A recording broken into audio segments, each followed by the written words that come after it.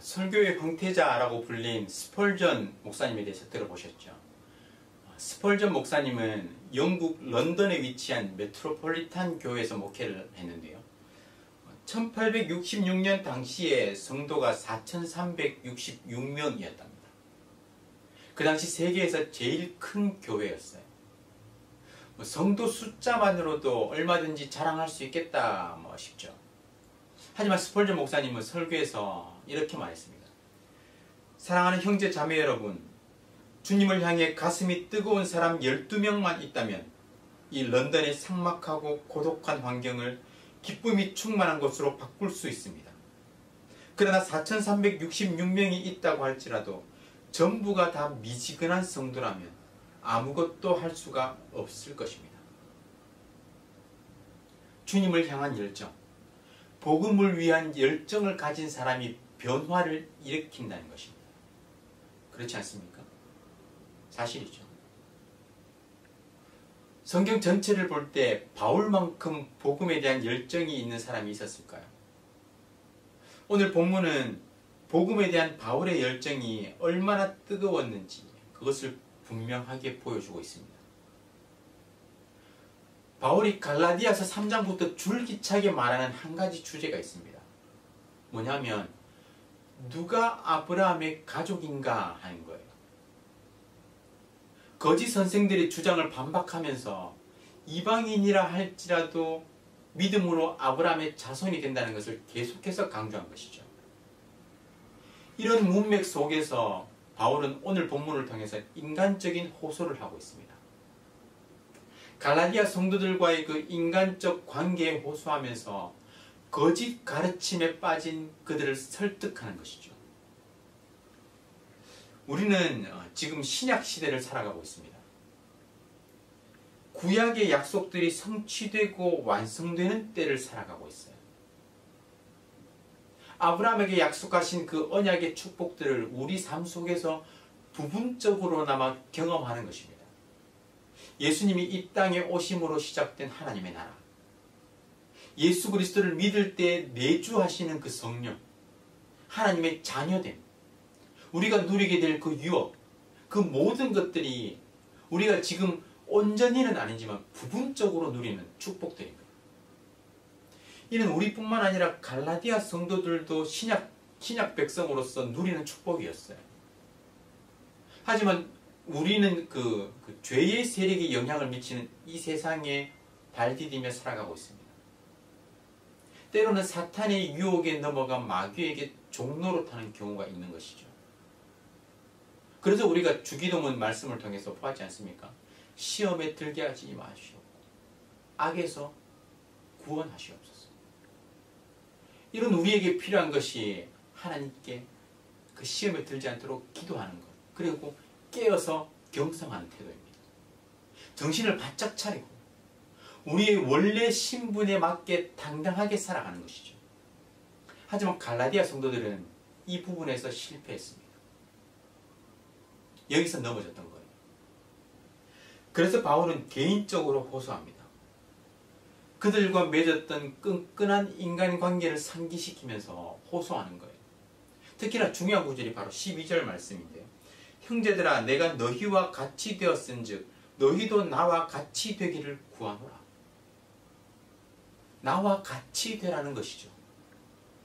어떤 의미에서 한 말일까요?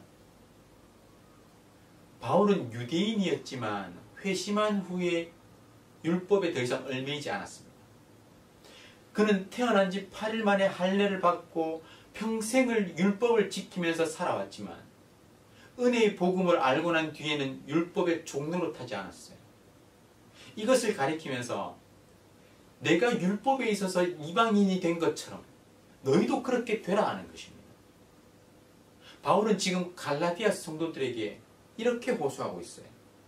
나는 유대인이지만 예수님을 믿고 율법에 자유하게 되었다. 나와 같이 되라. 내가 너희와 같이 율법에 있어서 이방인이 되지 않았느냐, 자유롭게 되지 않았느냐, 이 말입니다. 갈라디아 성도들은 바울이 전한 복음을 받아들였습니다. 그들이 예수님을 영접했을 때 그들이 경험한 은혜와 삶의 변화는 놀라웠습니다. 바울은 갈라디아 성도들이 이것을 떠올리기만 해도 그 거짓 가르침이 얼마나 어리석은지 바로 깨달을 수 있을 것이라고 확신했던 거예요. 그래서 바울은 자신이 처음 복음 전했던 그 순간을 돌아보면서 그 순간을 기억해 보라고 말하는 것이죠. 바울이 처음 갈라디아인들을 방문해서 복음을 전할 때 그는 육신의 질병을 앓고 있었습니다. 13절은 이렇게 말씀하죠. 내가 처음에 육체의 약함으로 말미암아 너희에게 복음을 전한 것을 너희가 아는 바라. 사실 그 질병이 무엇이었는지, 바울이 겪었던 질병이 무엇이었는지에 대해서는 아무도 모릅니다. 어떤 주석가들은 그 바울의 병이 일종의 신체적인 장애로서 안질환, 눈에 관련된 질환이었을 것이라고 주장합니다. 4장 15절 오늘 본문 말씀에 보면 너희가 할 수만 있었더라면 너희의 눈이라도 빼어 나에게 주었으리라.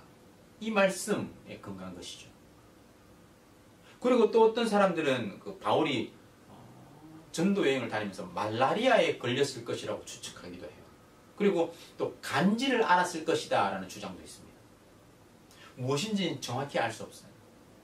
하지만 그 질병이 무엇이든 갈라디아인들이 걸려 넘어질 수 있는 시험거리였습니다. 그 질병으로 인해서 바울을 업신여기고 저버릴 수도 있었던 것이죠. 질병으로 인해서 바울의 첫인상은 말 그대로 비호감이었고요. 그가 전한 복음의 메시지까지도 무가치하게 여겨질 정도였습니다. 하지만 갈라디아인들은 어떻게 했다고요?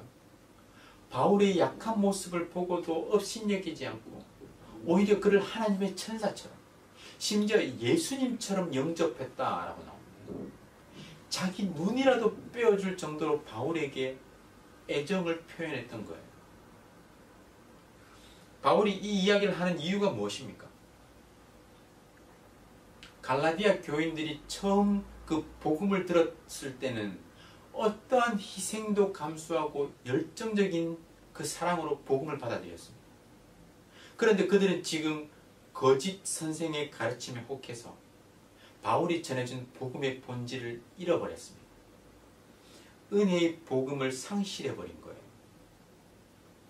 이는 갈라디아서 1장에서 본 것처럼 저주와도 같았습니다. 그래서 바울은 19절에서 이렇게 말하죠. 우리가 잘 아는 말씀입니다. 나의 자녀들아, 너희 속에 그리스도의 형상을 이루기까지 다시 너희를 위하여 해산하는 수고를 하는. 그런데 조금 여러분 웃기지 않습니까? 바울은 남자라서 해산의 경험이 없어요. 심지어 바울은 독신이었습니다. 아내가 애 낳을 때 머리끄댕이를 잡혀본 경험도 없어요. 보통 사람들이 이야기를 하면 어떤 극심한 고통을 이야기할 때 자신이 겪어본 그런 고통을 이야기하죠. 우리 여집사님들, 여성들 같은 경우에는 자녀를 낳을 이런 해산의 고통, 남자들 같은 경우에는 그 군대 갔던 이야기, 군대에서 화생방 했던 이야기, 그런 고통을 이야기하는데, 바울은 그런 해산의 고통을 경험해 본 적이 없지만 그가 아는 최고의 고통, 편지를 받는 갈라디아 사람들이 경험해서 최고의 고통은 해산하는 고통이었기 때문에 이것을 언급하는 거예요. 그래서 바울은 그들이 그리스도의 형상을 이루기까지 다시 해산하는 수고를 하겠다라고 말하는 것입니다. 그만큼 혼신의 노력을 다하고 있는 힘을 다해서 바울은 바른 복음을 전하기 위해 몸부림쳤던 것입니다. 바울은 갈라디아 성도들과 처음 가졌던 그 관계를 떠올리면서 그 관계를 회복하고자 했습니다. 이는 단순히 그들과의 인간적인 유대를 위한 것이 아니었어요.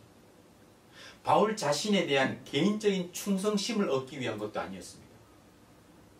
진리의 복음을 위해서였어요. 은혜의 복음을 위해서였습니다.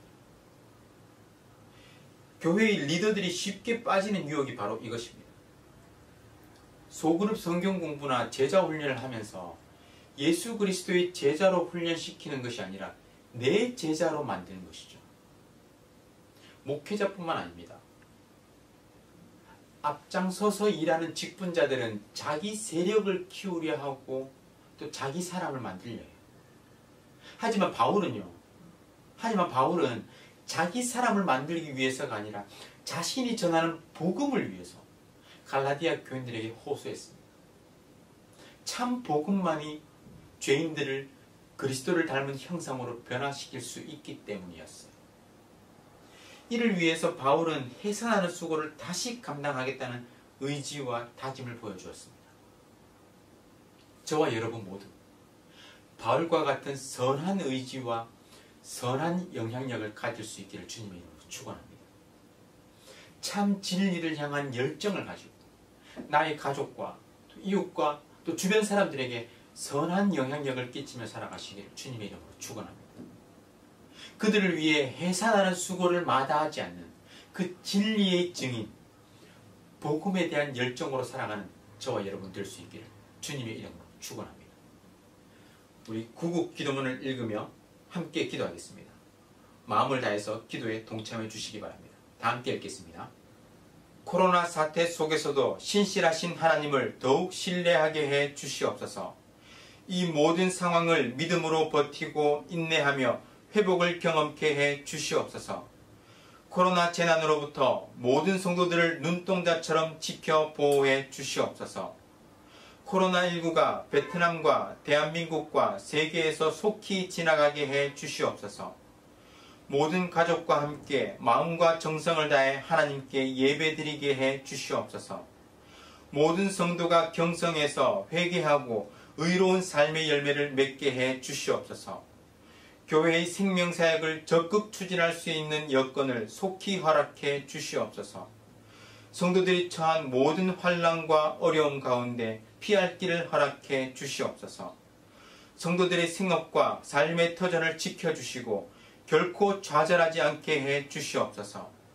이 땅에 확산되고 있는 코로나를 막아주시고 완전히 종식시켜 주시옵소서. 존귀하신 예수 그리스도의 이름으로 기도드립니다. 아멘. 오늘 말씀을 기억하며 기도하겠습니다. 우리는 과연 무엇을 위해 살아가고 있습니까? 무엇을 위해 우리의 열정을 다하고 있습니까? 바울은 복음에 대한 열정으로 가득 차 있었습니다. 그들에게 바른 복음을 전하기 위해서 해산하는 수고까지 감당하겠다는 이 바울의 고백과 열정이 우리의 고백, 우리의 열정이 되기를 원합니다. 복음을 위해 살아가는 우리 모두가 될 수 있도록 진리의 복음을 위한 열정을 가지고 그 복음을 전하며 살아가는 우리가 될 수 있도록 기도하시기 바랍니다. 그리고 구국 기도문으로 나라와 민족과 교회의 회복을 위해서 그리고 각 개인과 가정의 기도 제목을 가지고 다 함께 간절하게 기도하겠습니다.